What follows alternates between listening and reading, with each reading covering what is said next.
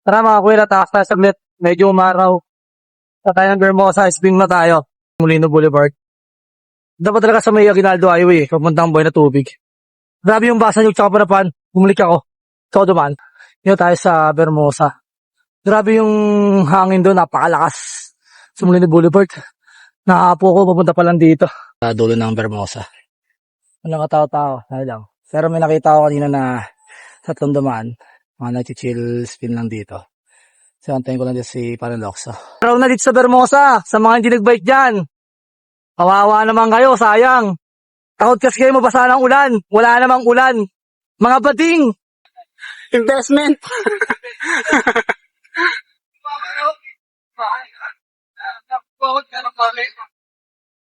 May ulan na. Let's go to 7-Eleven! Aray mo, baha. Haha, baha. 100 meters na lang, oh. Naabot pa ng ulan sa bahay, eh.